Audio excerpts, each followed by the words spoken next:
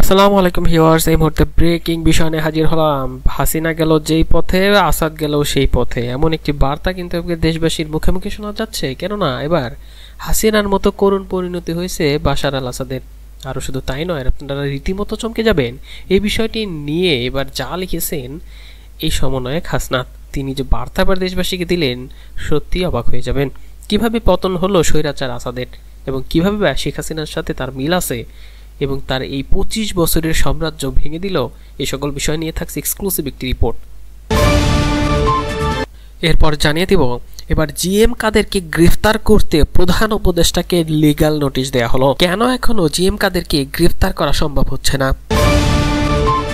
এবং সবশেষে আপনাদের মাঝে তুলে ধরব এবার মিস্টার তারেক রহমান বললেন হাসিনার আমলে লোপাট হওয়া সম্পদ উদ্ধার করতে হবে। শুধু তাই নয়, তিনি আরও যে তথ্য বা উদ্বেগ প্রকাশ করেছেন ক্ষমতায় যেতে হলে জনগণের আস্থা আবারও ফেরাতে হবে, এমন দাবি করেছেন এই তারেক রহমান। এই নিয়েও থাকছে এক্সক্লুসিভ একটি রিপোর্ট। এতক্ষণ শুনছিলেন শিরোনাম, এবার বিস্তারিত। এবার আপনাদের মাঝে যে বিষয়টা তুলে ধরতে যাচ্ছি, প্রথমেই এবার শেখ হাসিনার পথে হেঁটেছেন বাশার আল আসাদ। হাসিনা গেল যে পথে, এই বাশার আল আসাদ গেল সেই পথে, এমন একটি ধ্বনি প্রকাশ হচ্ছে সামাজিক যোগাযোগ মাধ্যমে। শুধু তাই নয়, রীতিমতো চমকে যাবেন। এই বাশার আল আসাদকে পতনের পেছনে মাস্টার মাইন্ড কে, এই জুলানি, সে বিষয়টা আপনাদের মাঝে তুলে ধরবে। তবে তার আগে আপনাদের মাঝে সংক্ষেপে তুলে ধরি, ক্ষমতা ছেড়ে পালিয়েছেন যেসব দেশের শাসকরা, তার মধ্যে শেখ হাসিনার পর এবার কিন্তু এই বাশার আল আসাদের পতন ঘটল। হাসিনার মতো বিমানের সংকেত অদৃশ্য করে পালিয়েছেন কিন্তু এই বাশার আল আসাদ। রাজধানীর দামেস্কো দখলে নেওয়ার পর বিদ্রোহীদের ঘোষণার মুখে সিরিয়া থেকে পালিয়েছেন প্রেসিডেন্ট বাশার আল আসাদ। আসাদ সিরিয়া ছাড়ার পর সামরিক ও নিরাপত্তা বাহিনীর সদস্যরা দামেস্কে বিমানবন্দর এবং প্রেসিডেন্টের বাসভবন ত্যাগ করে সরে যায়। 5 আগস্ট বাংলাদেশের ক্ষমতাচ্যুত সাবেক প্রধানমন্ত্রী শেখ হাসিনা যেভাবে বিমানের সংকেত গোপন করে ভারতে পালিয়ে যান, বাশার আল আসাদও ঠিক একইভাবে সংকেত অদৃশ্য করে দেশ ছেড়ে পালিয়েছেন। বিদ্রোহীরা দামেস্কো বিমানবন্দরের নিয়ন্ত্রণ নেওয়ার কিছুক্ষণ আগে ওপেন সোর্স ফ্লাইট ট্র্যাকার সিরিয়ার আকাশসীমা একটি বিমান উড্ডয়ন রেকর্ড করে। এতে দেখা যায় ইলিশিয়ান 76 বিমানের ফ্লাইট নম্বর সিরিয়ান এয়ার 9218 দামেস্ক বিমানবন্দর থেকে উড়ে যাওয়ার শেষ ফ্লাইট এটাই ছিল।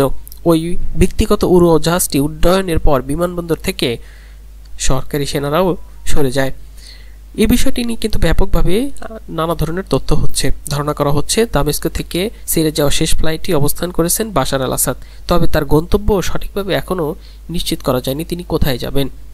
সোর্স ফ্লাইট ট্র্যাকারের দাবি এটি পূর্ব দিকে উঠছিল, তারপর এটি ঘুরে ঘুরছিল। কয়েক মিনিট পর এটি হামাস শহর প্রদক্ষিণ করার সঙ্গে সঙ্গে এর সংকেত অদৃশ্য হয়ে যায়।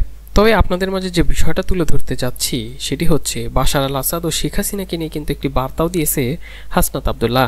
সিরিয়ার প্রেসিডেন্ট বাশার আল আসাদ দামেস্ক ছেড়ে পালানোর খবরে এবার সমন্বয়ক হাসনাত আবদুল্লাহ একটি বার্তা দেশবাসীকে দিয়েছেন। হাসনাত লেখেন, রাজনৈতিক পরিসরে যখন আওয়ামী লীগকে ক্ষমা করে দেওয়ার প্রসঙ্গ ওঠে, তখন আমি ইউটিউবে জুলাই আগস্ট মাসের খবরগুলো দেখি। সেসব দেখার পর জলপাই রঙের উর্দি পরা দেশপ্রেমিক অফিসার ও সৈনিকদের জন্য এক গভীর অনুতাপ অনুভব করি।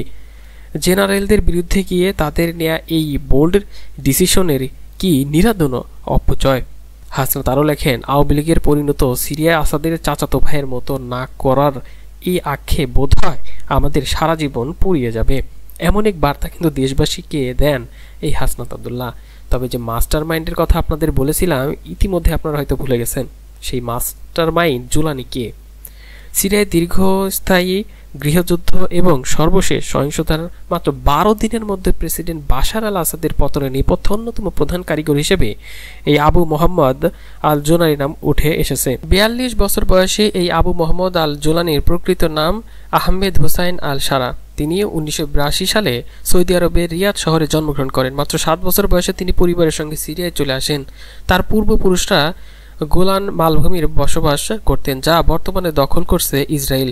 1998 সালে তার পরিবার সিরিয়ায় ফিরে এসে দামেস্কের উপকণ্ঠে বসবাস শুরু করে। তরুণ বয়সে তার জীবন সম্পর্কে বিস্তারিত তথ্য পাওয়া যায় না, তবে 2003 সালে যখন যুক্তরাষ্ট্র ইরাকে হামলা চালায় তখন জুলানি ইরাকে গিয়ে আল কায়দায় যোগ দেন এবং মার্কিন বিরোধী প্রতিরোধ সক্রিয় অংশগ্রহণ করেন। 2006 সালে মার্কিন বাহিনী তাকে আটক করে এবং কারাবন্দী রাখে। পরবর্তীতে তাকে সিরিয়ায় আল কায়দার শাখা আল নুসরা ফ্রন্ট প্রতিষ্ঠার জন্য পাঠানো হয়। 2011 সালে সিরিয়ায় গৃহযুদ্ধ শুরু হলে তিনি মুক্ত হন এবং এরপর সিরিয়ায় বিদ্রোহী আন্দোলনের অন্যতম নেতা হিসেবেই আবির্ভাব ঘটে এবং ফাইনালি তার এই সাফল্য। এবার তুলে ধরতে যাচ্ছি জিএম কাদেরকে গ্রেপ্তার করতে প্রধান উপদেষ্টাকে লিগাল নোটিশ দেওয়া হয়েছে। বৈষম্য বিরোধী ছাত্র আন্দোলনের হত্যা মামলার আসামি জিএম কাদের সহ অনুসারীদের দ্রুত গ্রেপ্তার করতে লিগ্যাল নোটিশ পাঠিয়েছে একজন আইনজীবী। 8 ডিসেম্বর অন্তর্বর্তী সরকারের প্রধান উপদেষ্টা ডক্টর মোহাম্মদ ইউনূস, স্বরাষ্ট্র উপদেষ্টা, আইজিপি, ডিএমপি কমিশনার সহ অনেককেই এর নোটিশ পাঠানো হয়। এতে নোটিশ পাওয়ার 7 দিনের মধ্যে তাদের গ্রেপ্তারে পদক্ষেপ নিতে আহ্বান জানানো হয়েছে, অন্যথায় আইনগত সিদ্ধান্ত নেওয়ার কথাও জানানো হয়েছে। লিগ্যাল নোটিশে বলা হয়, গত 5 আগস্ট শেখ হাসিনা বাংলাদেশ থেকে পালিয়ে গেলেও জাতীয় পার্টি ও শেখ হাসিনার নামে অসংখ্য হত্যা মামলা হয়। তবে জাতীয় পার্টি কৌশলে বেঁচে যান, কিন্তু বিগত আমলগুলো দেখলে ও বিগত হাসিনা সরকারের শাসনামল দেখলে লক্ষ্য করা যায় 2014 সাল, 18 সাল, সর্বশেষ 2024 সাল স্বৈরাচারী সরকারের যতগুলো নির্বাচন হয়েছে সবগুলো নির্বাচনে জাতীয় পার্টির কারণেই শেখ হাসিনা একদলীয় নির্বাচন করার সাহস পেয়েছে। জাতীয় পার্টির উপর ভর করে শেখ হাসিনা জনগণের দিনের ভোট রাতে দিয়েছে এবং ভোটারবিহীন নির্বাচন করেছে শুধুমাত্র তথাকথিত গৃহপালিত দল তথা বিরোধী দল থাকার জন্য। স্বৈরাচারের সঙ্গে সুর মিলিয়ে অবাধ লুটপাট করেছে এই জাতীয় পার্টি। তাই সব অপরাধের দায় তাদেরকেও নিতে হবে। স্বৈরাচার পালিয়ে যে পথ দিয়ে গেছে জাতীয় পার্টিকে যেতে হবে সেই পথ দিয়েই, এমন বার্তা দেয়। কিন্তু নোটিশে আরও বলা হয়, জাতীয় পার্টি একটি জাতীয় বেঈমান। বরাবর তারা প্রমাণ করেছে শেখ হাসিনাকে দিয়ে তারা ক্ষমতায় থাকার জন্য একতরফা নির্বাচন করতে গুরুত্বপূর্ণ ভূমিকাও পালন করে। শেখ হাসিনা পালিয়ে গেলেও, আওয়ামী লীগের এমপি মন্ত্রীরা হত্যা মামলার আসামি হয়ে জেলে গেলেও জাতীয় পার্টির অনুতপ্ত না হয়ে উল্টো আওয়ামী লীগের প্রতিনিধিত্ব করছে এবং শেখ হাসিনাকে পুনর্বাসনের ষড়যন্ত্রও গোপনে করছে বলেও দাবি করা হয় সেই লিগ্যাল নোটিশে। আওয়ামী লীগের দুর্নীতিবাজ মন্ত্রী এমপিরা গ্রেপ্তার হলেও জাতীয় পার্টির মন্ত্রী এমপিরা আসামিরা হওয়ার পরেও তাদের গ্রেপ্তার না করে শহীদদের রক্তের সঙ্গে বেইমানি করা হচ্ছে বলেও নোটিশে বলা হয়।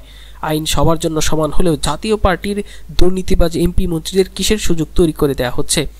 জনমনে এই প্রশ্ন প্রবল হয়ে উঠেছে। 14 দলের নেতারা হত্যা মামলার গ্রেপ্তার হলেও জিএম কাদের সহ তার অনুসারীদের গ্রেপ্তার করে আইনের আওতায় নিয়ে না আসায় জুলাই ছাত্র জনতার মর্মাহত। এবং সবশেষে আপনাদের মাঝে তুলে ধরতে যাচ্ছি, এবার মিস্টার তারেক রহমান দেশবাসীকে বার্তা দিলেন হাসিনা আমলে লোপাট হওয়া সম্পদ উদ্ধারের তাগিদ দিয়েছেন তিনি। কিন্তু সবচাইতে উদ্বেগের বিষয় জানিয়েছেন, ক্ষমতায় যেতে হলে জনগণের আস্থা ফেরাতে হবে, এমন দাবি করেছেন কিন্তু তারেক রহমান। তিনি জানতে পেরেছেন শেখ হাসিনা পতনের পর তার বিএনপির মধ্যে অনেক নেতাকর্মী ব্যাপক বেপরোয়া হয়ে উঠেছে। এই বিষয়টা তার কাছে মেসেজ গিয়েছে এবং মেসেজ যাওয়ার পর তিনি অবশেষে সিদ্ধান্ত নিলেন ক্ষমতায় যেতে হলে জনগণ ছাড়া কোনোভাবে সম্ভব নয়। কারণ জনগণ কিন্তু বিএনপির দিক থেকে মুখ ফিরিয়ে নিচ্ছে। কিছু কিছু জায়গায় এমন ঘটনা ঘটেছে তা তীব্র আকাঙ্ক্ষার সৃষ্টি করেছে এবং প্রতিফলনের ফল কিন্তু এবার ভুগতে হচ্ছে বিএনপিকেই। কিছু কিছু অপকর্ম নেতাকর্মীর জন্য আজ এই দশা। আগে যতটা সহজে ক্ষমতায় যেতে পারত, এখন কিন্তু বিএনপি সেই ক্ষমতায় যেতে পারবে না। ক্ষমতায় যেতে হলে জনগণের আস্থা ফেরাতে হবে। বিএনপির ভারপ্রাপ্ত চেয়ারম্যান এই তারেক রহমান বলেছেন, জনগণের প্রত্যাশা অনুযায়ী কাজ করলে জনগণের মাঝে আস্থা আবার ফিরে আসবে।